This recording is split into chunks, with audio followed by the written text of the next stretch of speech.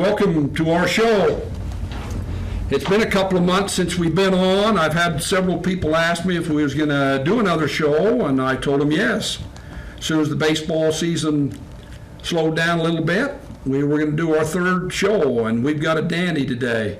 We've got a real good show for you. And for you guys that hasn't watched our show before, it's simply called Goose in the Wild, and I'm Goose. And we've got a great guest here today. Our first two guests were men, so I thought that we would get a female today. So to represent the female gender. And so I'd like to welcome StarlineClayson to our show today. And there's probably some of you out there in the community that know her. But what I didn't know about her is that she knows her stuff about hunting. So I want her just to briefly introduce herself, where she's from, where she grew up, and like that. Hi, I'm StarlineClayson. I grew up in Wells, Nevada on a cattle ranch. We were a hunting family. We used to get in our old puddle jumper, my dad called it, and go up above the house and get a deer. That was our meat for the winter. And it was kind of a family outing, but it served its purpose, and that's what we ate for the winter, in addition to a little bit of beef that my dad raised. So I've grown up hunting and have really just been accustomed to doing so. So when did you move to Spanish Fork? I moved here when I was a junior in high school. And for you guys that don't know, we're both from the same class, the best class, 1966. My wife, Star, and myself, and a bunch of other great people, class of 1966. Now, for the young gals that's out there watching our show that would like to be a hunter, have you got some words of wisdom for the young gal that maybe would like to get interested in shooting rifles and shotguns and maybe bows, but mom and dad says no, girls are meant to stay in the kitchen, play with dolls and things of that nature? How do you feel about that? You can do both. I like to be feminine as well as I like to be outdoorsy, and there's nothing saying that you can't do both. I think it's very important that you take hunter safety, number one, that you go with your family. If they do hunt, learn from them. You should be a very good resource for your children. Teach them everything to be respectful, to be a good sportsman, and to be a safe person when you're out there. There are resources for girls to go if their families don't hunt.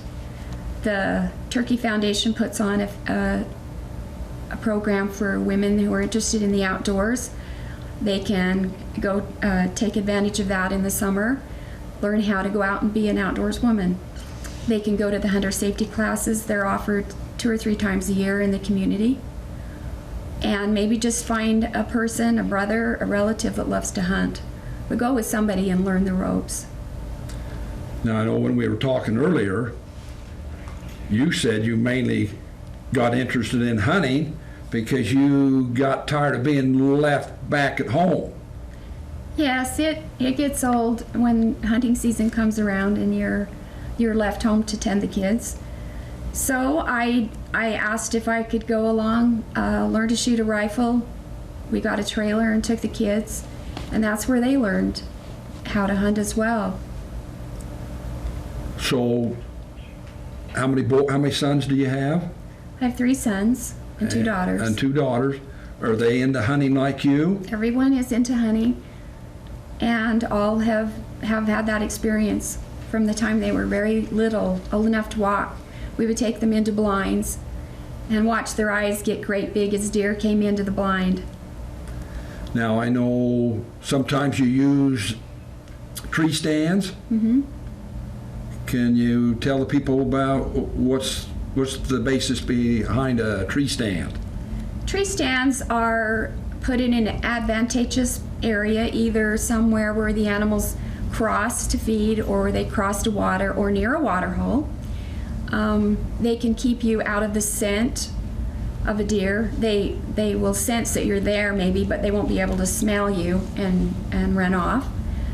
That's one of the most advantageous things about a tree stand. Also, you can get a great advantage point for shooting by using a tree stand. Okay.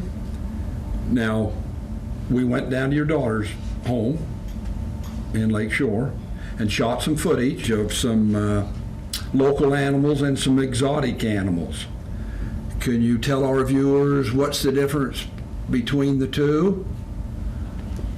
The North American animals are ones that we're all mostly familiar with, like deer, antelope, elk, cougar, bear, those type of animals. The exotic breeds are more like the kudu, Cape buffalo, zebra, those species that you'll find in Africa. Okay, and we just bought a magazine here, and it's got a picture of a good-looking Cape buffalo on it. And what I know of Cape buffalo, they're pound for pound, they're one of the meanest animals on the face of the earth. You've been to Africa? I have. I've been there twice. Can you kind of share a little bit about your African safari? Africa is a very unique place. It is definitely a third world country. Once you land there, you have kind of an unnerving feeling, not feeling quite safe. But once you get out into the bush, it is truly very beautiful. The animals are plentiful. You can't go 500 feet without seeing some type of an animal. There are kudu, zebra, Cape buffalo, small species of deer and antelope, reed buck, steenbuck, diker. You just can't believe how many beautiful animals there are there. Cape buffalo are very scary. I went with my dad when he got his. I chose not to hunt one, but they are a very die-hard animal, and they will go after you right up until the last breath. Now, I was reading in the magazine that the favorite trophy animal in Africa to bag is the kudu. Mm-hmm. That's the antelope with the spiral antlers. Have you had an opportunity to bag one of them? I did. That was the first animal that I shot when I went to Africa, was a kudu. They're very beautiful. Their horns are... There we go. A deep spiral. Oh, look at that shot right there. If we can get a close-up of the kudu. The most amazing part about the kudu is they have kind of a salmon-colored ear on the inside and really beautiful markings on the cape.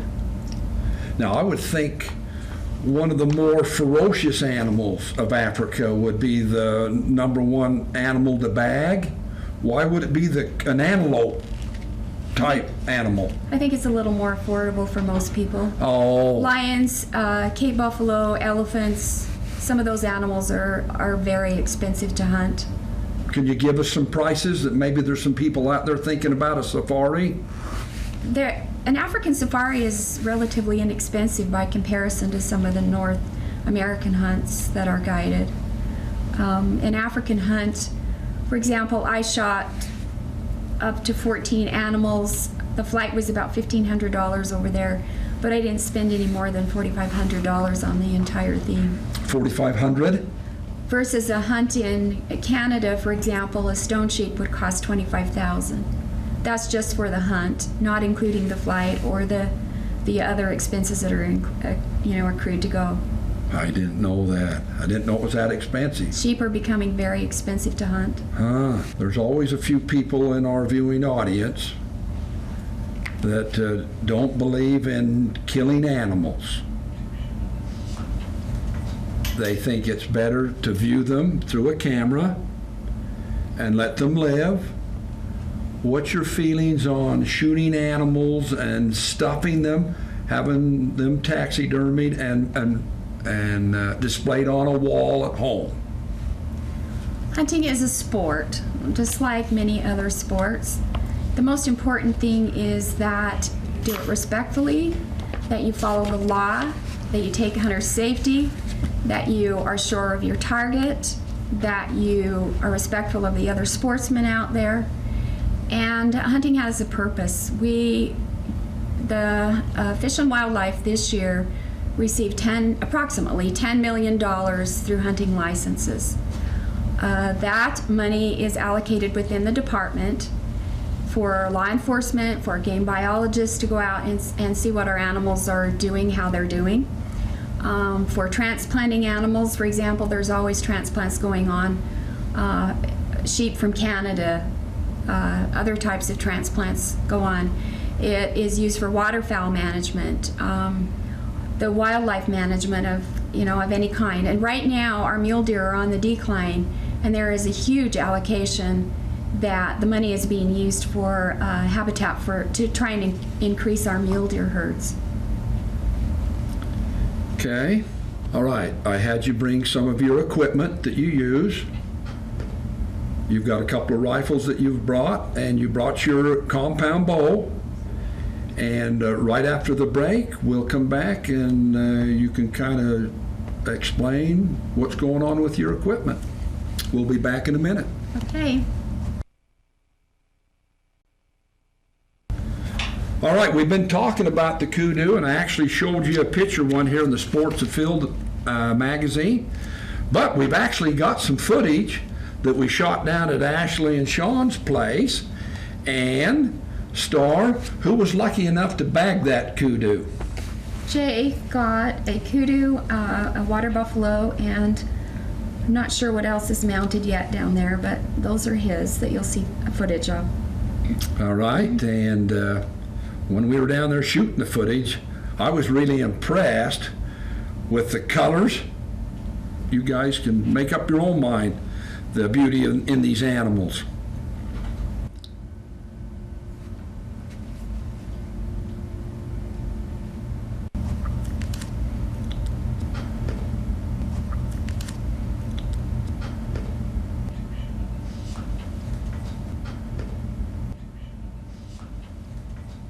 Hey, aren't those some marvelous animals? And I've been to your place and we shot some footage of some other spectacular animals. Our first animal, we can have my wife pan up here, is obviously it's some kind of buffalo, so we're just going to have Star just briefly tell us about each animal. And so we're going to start with the buffalo. This is the buffalo. There are two areas in the state where you can hunt them. One is on Antelope Island, and this one was taken down on Henry Mountains. It was a really fun, exciting hunt. Our next animals, as you can see, are the antelopes, and I know this much about antelopes. You can find them in Wyoming, right? Exactly. That's where both of these antelopes were shot. They are very difficult to hit because they're running all the time like a coyote, and they're quite a fast-moving target. The meat is not really great, but if it has not been out chasing a doe around or eating some wild brush, it usually tastes okay. Now we're in Star's living room, and as you can see, right above me is a mountain lion. I know they're known as a mountain lion. They're also known as a puma, and they're also known as a cougar. I know that much. And? Exactly. I call them lions, and everybody confuses them with the Africa brand, but this is a notorious deer killer. They do a lot of depredation on the young deer up our canyons, and so we are allowed through the government to draw permits and shoot cougars. I have shot 3 with my bow and arrow during my hunting years, and each of those has been a very exciting hunt. They are chased with hounds, trees, and you can take them. This is a bobcat that Caleb called in and shot out to my dad's ranch in Nevada. That is a very nice, large bobcat. He has really, really beautiful pelt. And the taxidermy on it, I think, was really exquisite. And who's Caleb? My son. Okay. Now, we're back in the, which room is this? This is the family room. The family room. This is the trophy room. Trophy room. And as you can see, one of my favorite animals. I think they're beautiful. It's the Rocky Mountain goat and Star. This was one of the most difficult hunts I've ever been on. It was one of the most treacherous and scary that I've ever been on. But it was taken in British Columbia, in Peak Mountain, British Columbia. And this picture right here with goats standing out on the craggy rocks is exactly how he was when he was shot. With a rifle or a bow? With a rifle. Okay. Alrighty, we're on the west side of the trophy room, and we got a beautiful Dall sheep here, and I just learned there's a difference between a Dall sheep and a Rocky Mountain Bighorn, and Star's going to tell us the difference. This sheep is in Canada and Alaska only. It is one of the species that people try to get when they get their the group of sheep, the Dall, the Stone, the Rocky, and the Desert. I have 2 of the 4, and like I said, this one came from the Northwest Territories, and it was a horseback hunt, camp hunt, trailed in for several hours, and it was a 2-week hunt, and it was a very fun hunt. You see country that you've never seen before. This is a Rocky Mountain Bighorn. It is brown, usually has a larger horn base, and it is found in the United States as well as in Canada. This is a mountain caribou. There is a mountain caribou and a burying grounds. These live more in the mountains of Canada. They have a grayer coat, and they don't migrate like the burying ground do. I shot this caribou on 25th of July in the Northwest Territories on the same hunt that I hunted the Dall sheep. I was fortunate enough to go to Africa and hunt for 2 weeks. I got a zebra, which I have been able to get turned into a rug. It's very, very beautiful. Right, we're in another room. What room's this, Star? The bear room. Oh, this is the bear room. Wow. And when we were down at Ashley's place a moment ago, we showed you a couple of black bears, but they were really brown, kind of cinnamon. Now, is this a black bear?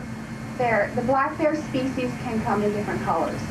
It can be chocolate, it can be blonde, it can be black, it can be red. It doesn't matter. It's just a species. A species. And they're all called black bear.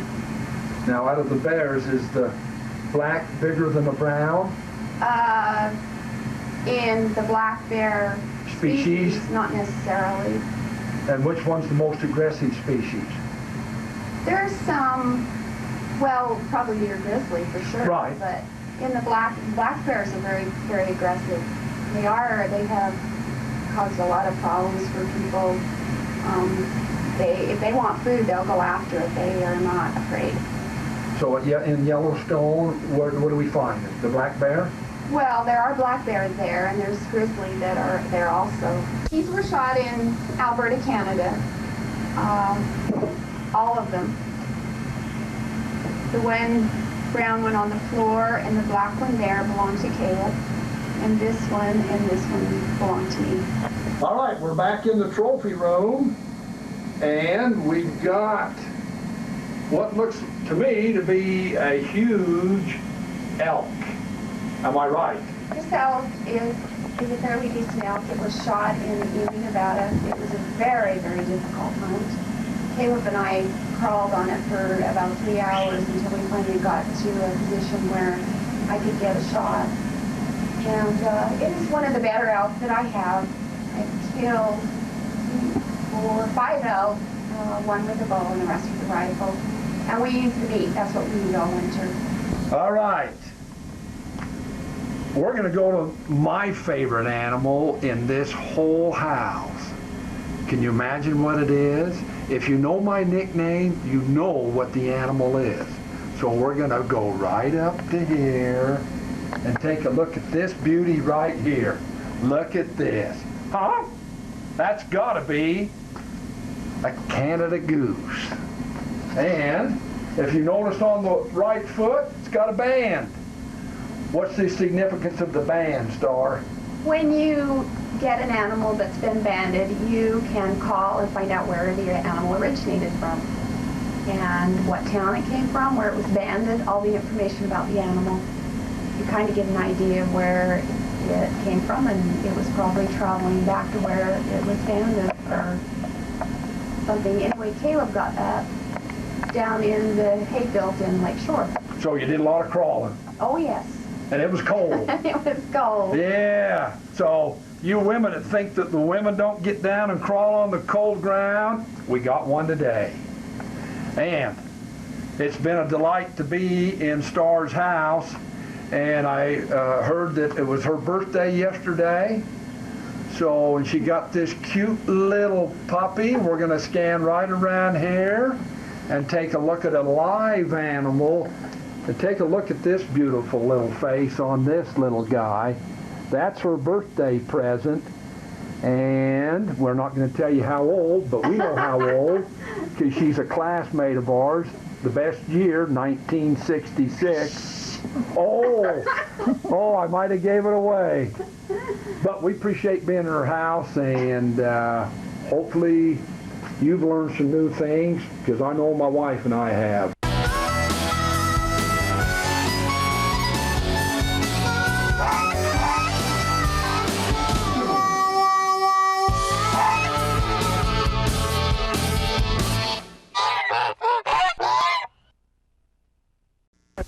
Another cougar that was shot of Diamond Fork Canyon, as were all the rest.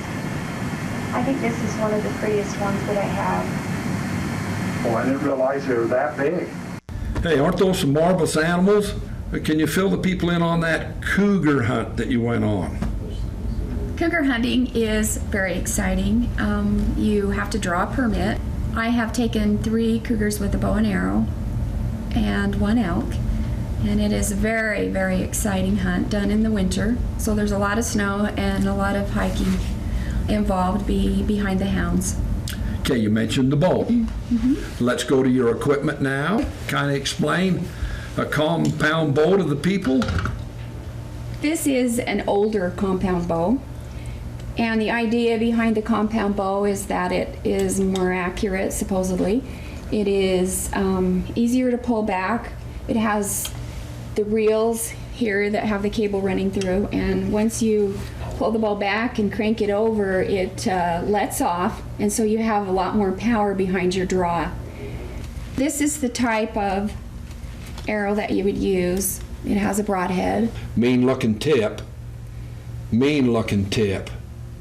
They are razor sharp. Okay, and the other arrow you go is, that's a target arrow? This is just a fun shooting one. It has a rubber blunt on it. Sometimes people use them just for placement, just to practice on an animal with. All right. Okay, that's the bow, briefly. Now, you brought a couple of your favorite rifles. Can you just kind of explain to our viewers what model and why you like this particular gun and all that? This is my favorite rifle. It is a Remington 25-06. It is very flat shooting, very accurate. It doesn't go great distances, but you're good at about 300 yards and on down. It's light. Wow. All right. Now, this is a 338. It kicks like a mule. It has a fiberglass stock and a stainless steel barrel. It's heavier than that, and I usually shoot like a 225 or a 250 caliber bullet through it. prices? Guns have gone up a lot since Like I've for the bought one I'm these. holding? The gun is probably somewhere in the 350, 365 range. Yeah, the scopes. How much So- for scopes? Scopes they can start at that range and go on up to thousands of dollars. Oh. Well, as you can see, we're ready to summer show up here. And as you can see, and you've listened to Star today, that she's very knowledgeable, both the local and the exotic animals. I wasn't aware that she was that avid of a hunter, but after going to her place and down to her daughter's place, Yes, they do like to hunt. She knows her stuff. And I'd just like to thank her for being here today and being able to come into their homes, because a lot of people, cherish their homes and they don't want people coming in and looking at their stuff. So I really appreciate you being able to let us come in. I appreciate you coming on our show. And if there's any young gals or young guys out there pursuing the hunting career, I think it's a good way to go, don't you? It's great. A lot of fun. And as always, like I sign off at school, remember, have a great day, and we love you. This is the Goose signing off.